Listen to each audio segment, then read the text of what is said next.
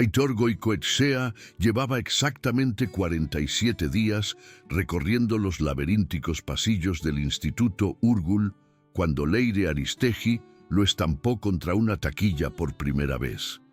Aitor, delgado y de 1,65 m, tenía el pelo color tierra quemada que parecía absorber las duras luces fluorescentes, dándole un tono extraño, casi rojizo.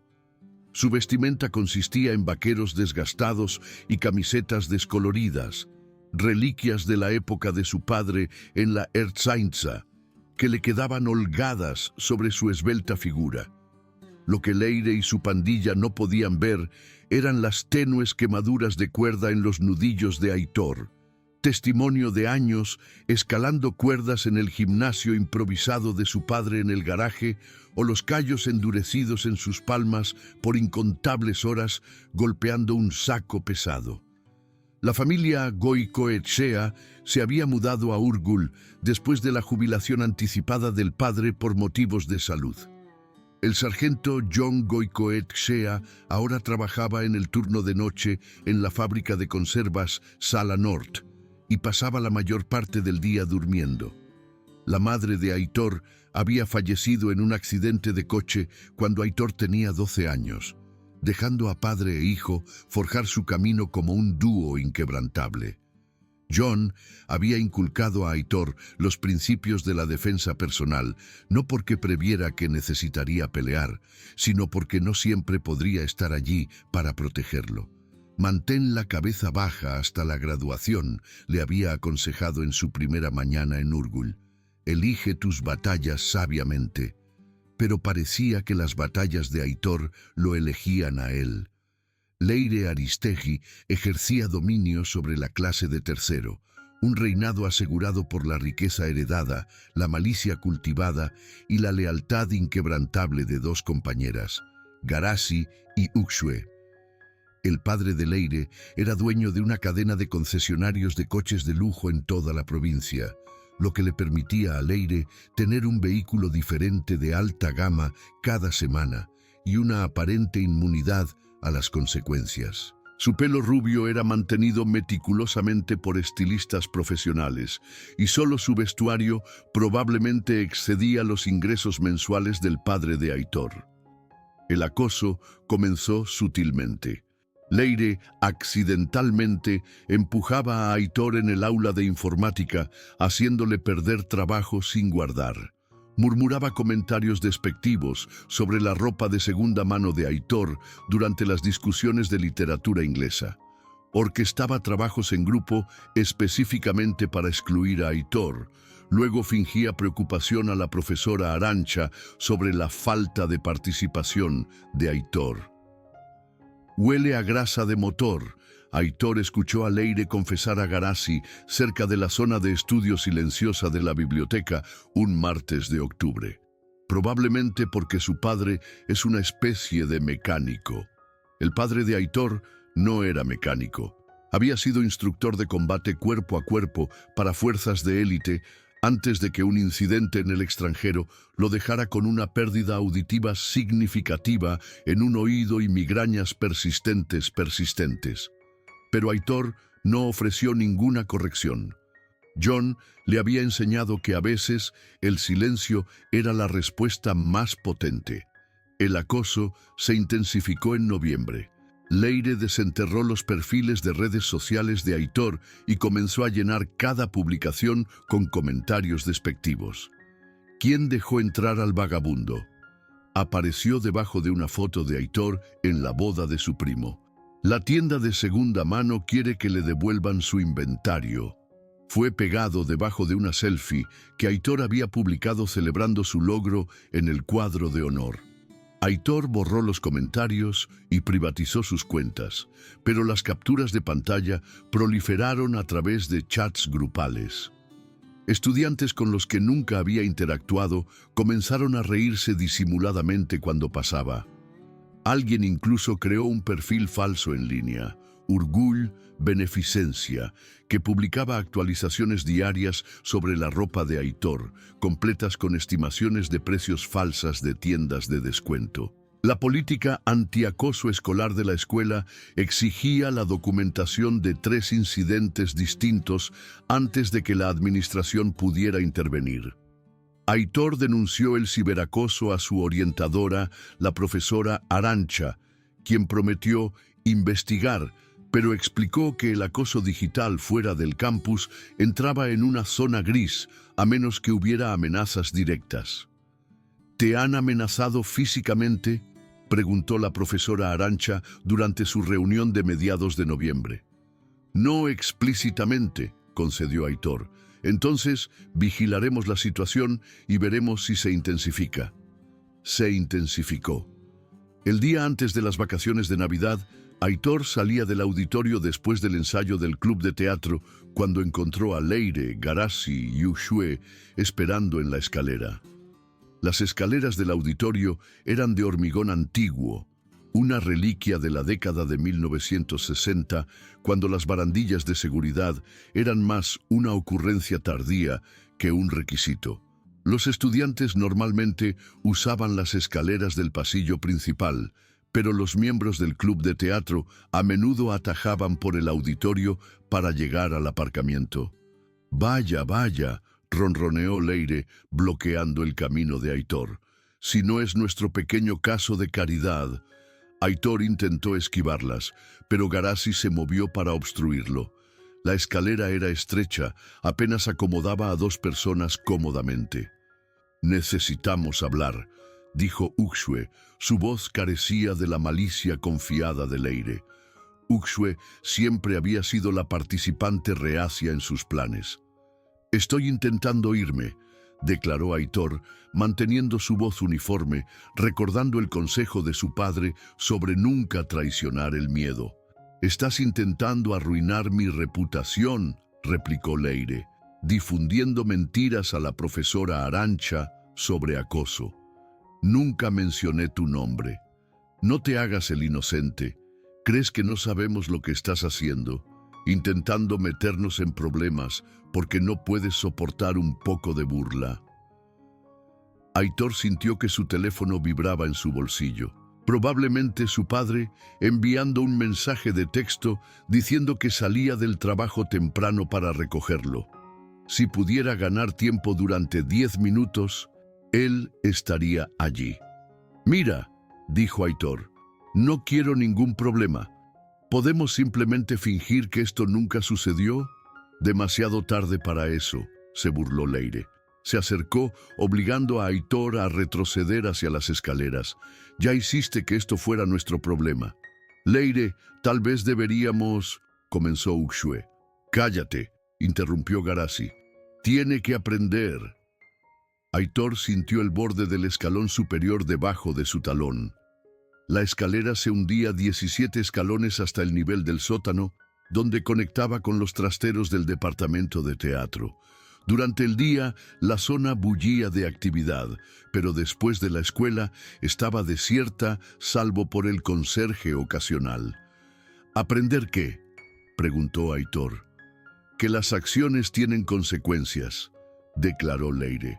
«¿Quieres lloriquear a los orientadores sobre el acoso? Déjame mostrarte cómo es el verdadero acoso». Leire empujó a Aitor con fuerza en el pecho con ambas manos. Aitor había sido entrenado para esto. Su padre había pasado incontables horas enseñándole a caer, a rodar, a absorber el impacto. Pero los escenarios de entrenamiento no tenían en cuenta las escaleras de hormigón implacables en ángulos incómodos, o la forma en que una mochila cargada de libros de texto podía cambiar su centro de gravedad en el momento preciso equivocado. El pie izquierdo de Aitor resbaló del escalón. Se torció, alcanzando la barandilla, pero la vieja barandilla de metal estaba suelta y cedió bajo su agarre. Cayó hacia atrás, su hombro derecho golpeando el tercer escalón, su cabeza rebotando en el quinto. Su brazo izquierdo quedó atrapado debajo del peso de su cuerpo en el séptimo escalón con un crujido espantoso. Llegó a descansar al pie de la escalera, con los libros de texto esparcidos a su alrededor como pensamientos descartados. El silencio duró quizás 3 segundos. «Oh, Dios mío», susurró Garasi. «Aitor», llamó Uxue. «Aitor, ¿estás bien?» Aitor intentó responder, pero cuando abrió la boca, solo escapó un jadeo irregular. Su brazo izquierdo estaba doblado en un ángulo que ninguna extremidad debería asumir. Su tobillo derecho palpitaba con cada latido del corazón. Algo cálido goteaba por la parte posterior de su cuello. «Necesitamos buscar ayuda», insistió Uxue. «No», espetó Leire, «tenemos que irnos, ahora». «Está realmente herido. Se cayó por las escaleras, los accidentes ocurren. Leire, su brazo. No es nuestro problema, se resbaló, ni siquiera estábamos aquí». Aitor escuchó pasos que se retiraban por las escaleras. Intentó moverse, pero el esfuerzo envió un dolor punzante a través de su lado izquierdo. Su visión seguía borrosa. Buscó a tientas su teléfono con su mano derecha, pero se había deslizado debajo de una pila de papeles durante la caída. Aitor permaneció tendido en el frío hormigón durante 22 agonizantes minutos antes de que el señor Etcheverria, el conserje nocturno, lo descubriera. El viaje en ambulancia fue un mareante borrón de sirenas y preguntas que Aitor no pudo responder coherentemente. Su padre los encontró en el hospital Donostia, todavía con su uniforme de trabajo, oliendo a serrín y aceite de máquina. Cuando vio a Aitor en la camilla, su rostro pasó por varias emociones crudas antes de asentarse en la calma controlada que había perfeccionado durante sus años en la Ertzaintza. La evaluación de los daños tomó 4 horas. Una fractura compuesta del antebrazo izquierdo, una dislocación del hombro, una conmoción cerebral de grado 2, hematomas severos a lo largo de sus costillas y espalda, y una fisura en su tobillo derecho. Los médicos dijeron que era afortunado de que la lesión en la cabeza no fuera peor. «¿Cómo pasó esto?», preguntó John durante las tranquilas pausas entre las enfermeras que controlaban los signos vitales. Aitor le contó sobre las escaleras, sobre resbalar, sobre la barandilla que cedía. No mencionó a Leire ni el empujón. Todavía no. «La escuela llamó», dijo John. «Están revisando los protocolos de seguridad para las escaleras. Aparentemente, esa barandilla ha estado suelta durante meses». Aitor pasó 5 días en el hospital y regresó a casa al día siguiente de Navidad con su brazo izquierdo metido en un yeso desde la muñeca hasta el hombro, una bota ortopédica en su pie derecho e instrucciones estrictas de evitar la actividad física durante al menos 8 semanas. La conmoción cerebral lo dejó con dolores de cabeza que hacían que la lectura fuera ardua, lo que significaba que tendría que depender de audiolibros y asistencia para tomar notas para mantenerse al día con sus clases. John tomó una licencia familiar de Sala Nord para cuidarlo, lo que significaba que sus finanzas ya tensas se volvieron aún más ajustadas. Las facturas del hospital tardarían años en pagarse, incluso con su seguro de la Ertzaintza, cubriendo la mayoría de los costos. «Nos las arreglaremos», le aseguró a Aitor cuando se disculpó por el gasto. «Eso es lo que hace la familia». Durante su recuperación, Aitor tuvo tiempo suficiente para reflexionar. Repitió el momento en la parte superior de las escaleras repetidamente, diseccionando las palabras de Leire, el posicionamiento de Garasi, la renuencia de Uxue. Cuanto más pensaba en ello, más enfadado se volvía. No solo enfadado por el empujón, sino enfadado por todo. Los meses de acoso, las campañas en redes sociales, la forma en que Leire había calculado cada movimiento para permanecer justo dentro de los límites de lo que la escuela consideraba procesable. La forma en que se había alejado mientras Aitor yacía roto al pie de las escaleras. Sobre todo, Aitor estaba furioso porque su padre trabajaba turnos extra para pagar las facturas médicas por lesiones que no eran culpa de su hijo. En su tercera semana de recuperación, Aitor le pidió a John que le enseñara a pelear con la mano izquierda. Tu brazo todavía se está curando, señaló. Mi brazo derecho funciona bien. Aitor, sé que estás frustrado. No estoy frustrado, estoy listo. John estudió el rostro de su hijo durante un largo momento. Había visto esa expresión antes, en el espejo después de días particularmente sombríos en la Ertzaintza. Era la mirada de alguien que había decidido que ser una víctima ya no era una opción. Está bien, dijo finalmente, pero hacemos esto correctamente, sin atajos, sin prisas, y no usas nada de esto a menos que sea absolutamente necesario.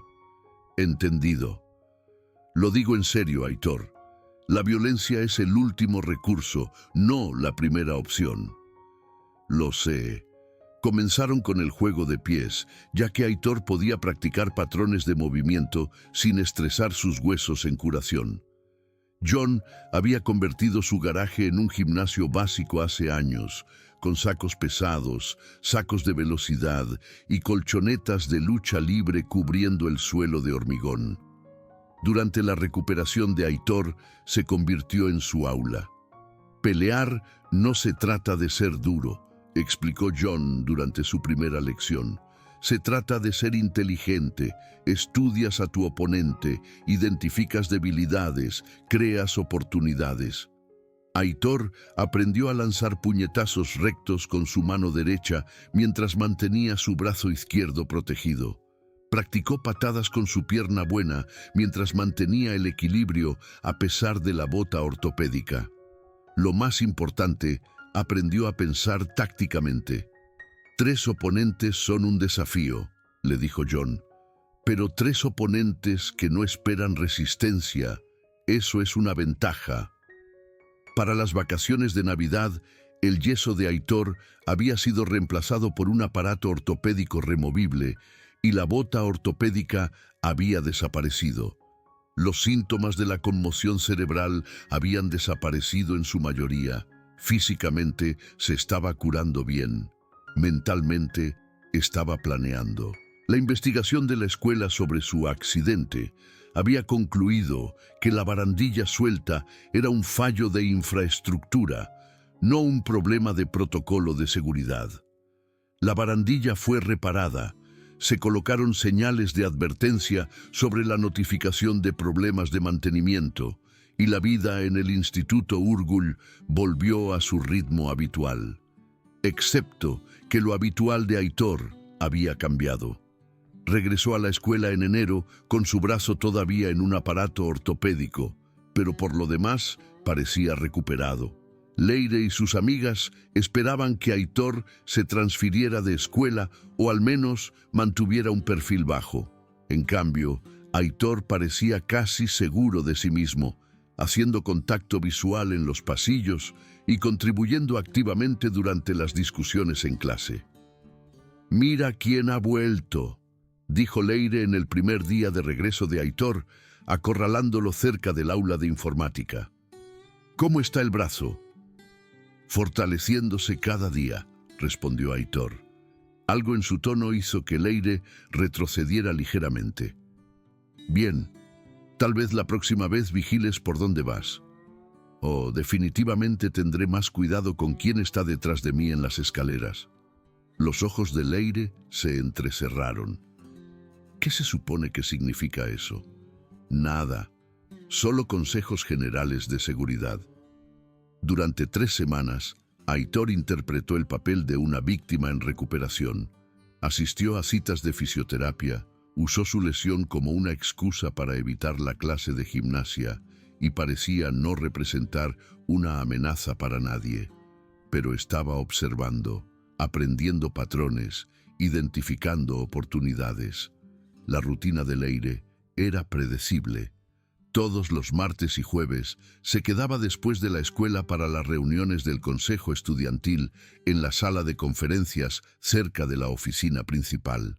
Las reuniones generalmente duraban hasta las 4:30, después de lo cual Leire pasaba por su taquilla, luego atajaba por el aula de informática para llegar al aparcamiento donde Garazi la estaría esperando en su coche.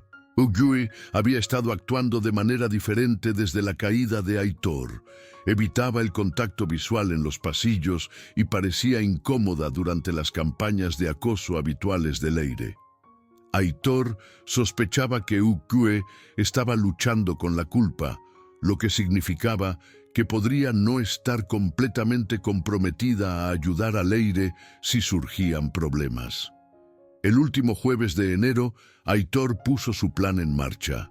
Esperó en el aula de informática hasta las 4:25, posicionado en una estación de trabajo cerca de la salida trasera. Exactamente a las 4:31, Leire entró por la entrada principal del aula, hablando en voz alta por su teléfono sobre planes de fin de semana. Estaba sola. Ukyue aparentemente se había saltado la reunión y Garasi estaba esperando afuera. «Lo sé, ¿verdad?», decía Leire. «Ella cree que es tan inteligente ahora, pero sigue siendo la misma patética». Dejó de hablar cuando notó a Aitor en el ordenador. «Te llamo luego», dijo Leire terminando la llamada telefónica. «¿Qué estás haciendo aquí?» «Usando el ordenador», dijo Aitor sin levantar la vista de la pantalla. «Es un aula de informática. Esta aula cierra a las 4:30. La puerta estaba abierta». Leire se acercó a la estación de trabajo de Aitor. «No se supone que estés aquí. Tú tampoco». «Estoy en el consejo estudiantil. Tengo permiso para estar en el edificio fuera de horario». Aitor finalmente levantó la vista de la pantalla del ordenador. «¿Tienes permiso para empujar a la gente por las escaleras?». La pregunta quedó suspendida en el aire entre ellos. La expresión de Leire pasó por varias emociones antes de asentarse en la inocencia practicada. «No sé de qué estás hablando», dijo Leire. «Por supuesto que sí». Aitor se levantó lentamente, favoreciendo su brazo izquierdo lo suficiente como para parecer vulnerable. «Tú, Garasi y Ukyue. Las escaleras del auditorio, justo antes de las vacaciones de Navidad. Te caíste. La barandilla estaba rota. Después de que me empujaste. Pruébalo». Aitor sonrió. No era una sonrisa particularmente agradable. «No tengo que probarlo, solo tengo que devolver el favor». Leire dio un paso hacia atrás. «¿Me estás amenazando?». «Estoy declarando una intención. No puedes tocarme, mi padre te hará arrestar». «¿Por qué? ¿Por tener un accidente?».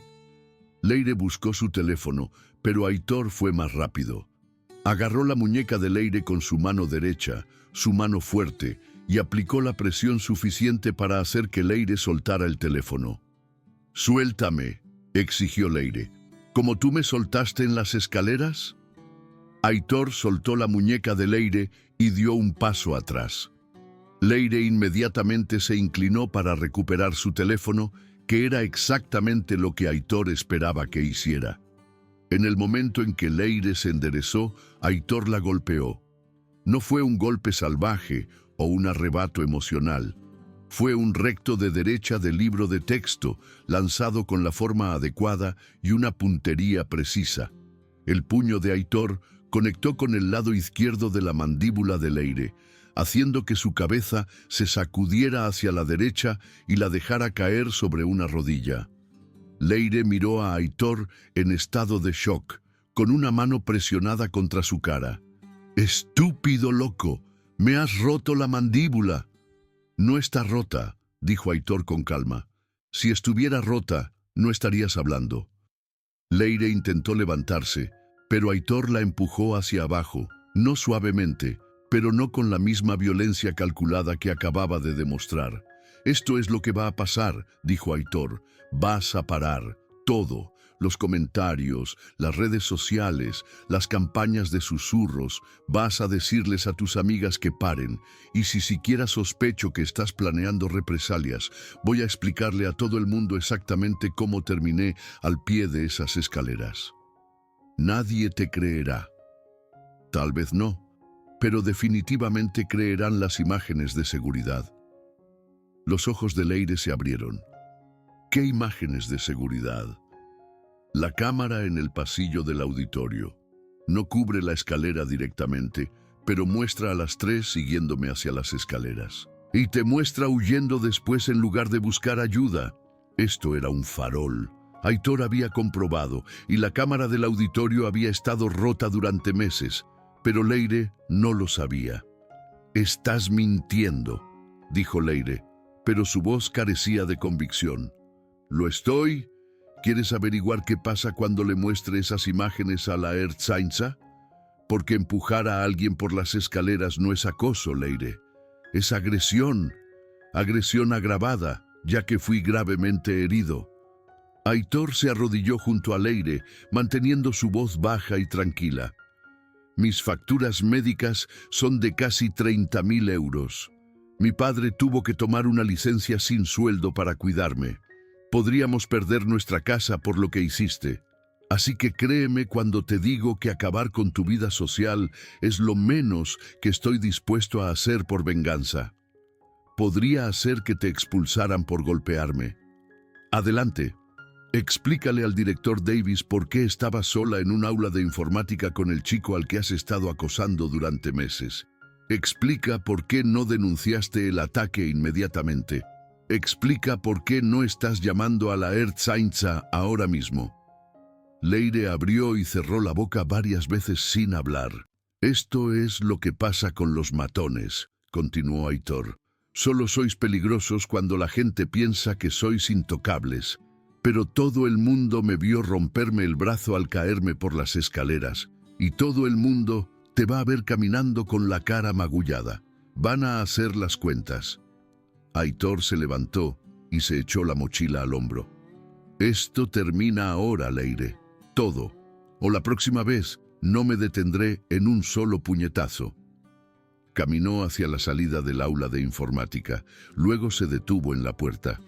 «Oh, y Leire, si le pasa algo a Uxue porque se siente culpable por lo que hiciste, te haré responsable personalmente de eso también».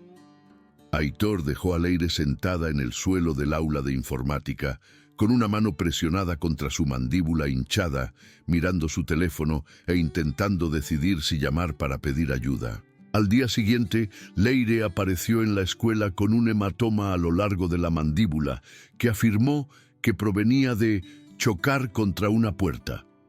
Cuando sus compañeros de clase preguntaron al respecto, cambió de tema rápidamente.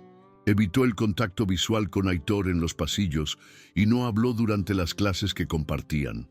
Más importante aún, el acoso cesó. No más comentarios en redes sociales. No más insultos susurrados. No más exclusión organizada de proyectos grupales.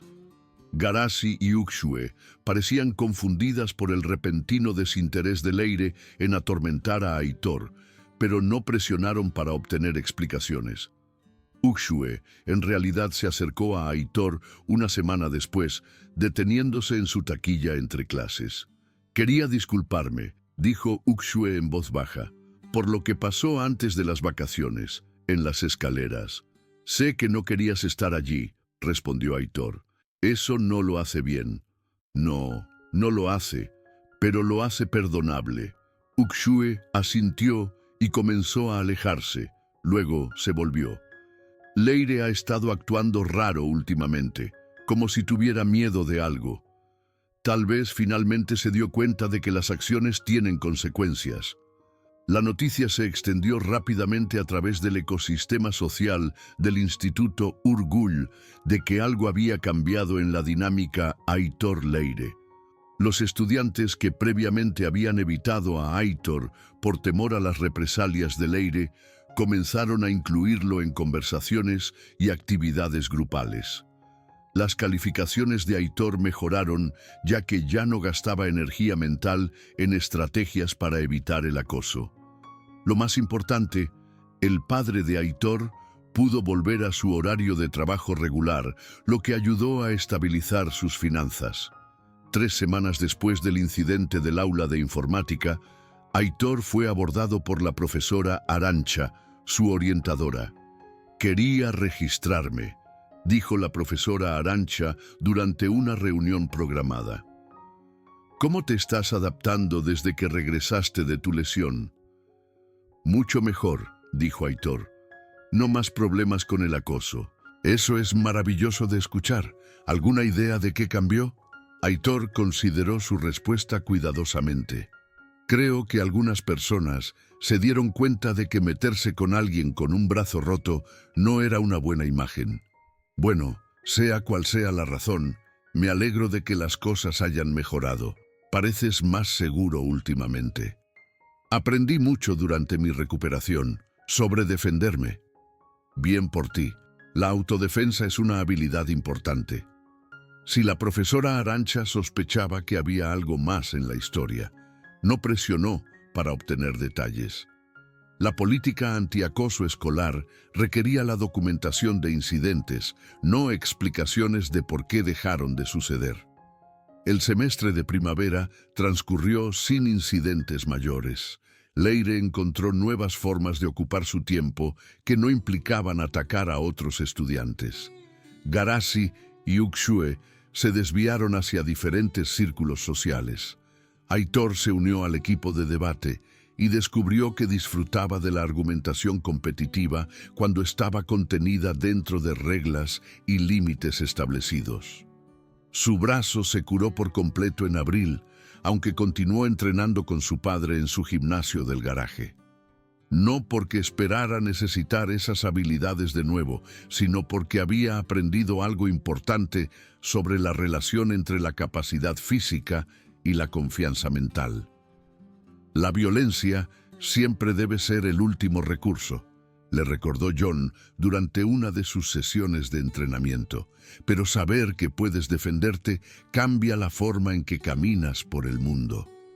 Lo sé, dijo Aitor, lanzando combinaciones al saco pesado con ambas manos, ahora completamente funcionales.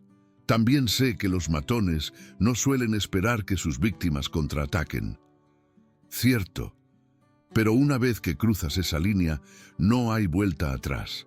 La gente siempre sabrá que eres capaz de violencia. Bien. John estudió el rostro de su hijo mientras continuaba trabajando en el saco. Había crecido considerablemente en los meses transcurridos desde el incidente de la escalera. El chico tranquilo y retraído que había intentado permanecer invisible había sido reemplazado por alguien que entendía su propio poder y no tenía miedo de usarlo cuando era necesario. Solo recuerda, dijo finalmente, las personas más fuertes son las que no tienen que demostrar su fuerza. Lo recordaré, prometió Aitor.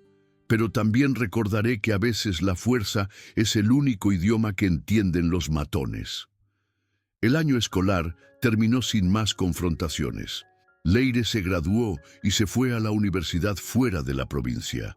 Garasi y Uxue se disculparon con Aitor durante el último año, disculpas genuinas que reconocieron el daño que habían causado y su papel en permitir el comportamiento de Leire. Aitor se graduó con honores y obtuvo una beca parcial para estudiar Derecho en la Universidad del País Vasco. Planeaba convertirse en un defensor de las víctimas, ayudando a otras personas a navegar por sistemas que no siempre estaban diseñados para proteger a los vulnerables. Pero siguió entrenando en el garaje de su padre, porque algunas lecciones eran demasiado importantes para olvidarlas. Años más tarde, cuando Aitor pensaba en el chico que había sido empujado por las escaleras del auditorio, sentía una mezcla de simpatía y orgullo.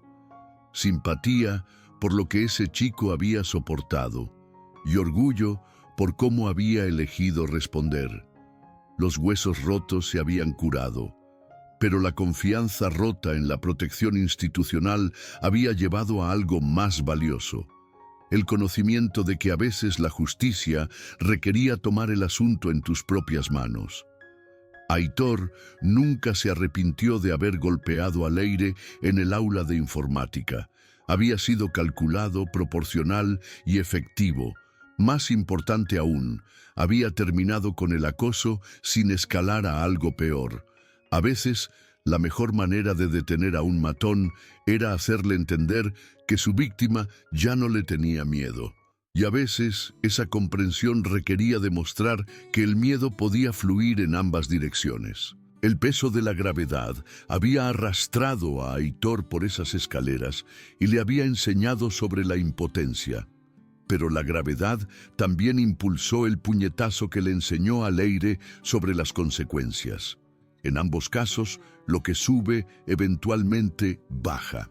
La diferencia fue aprender a controlar la dirección de la caída.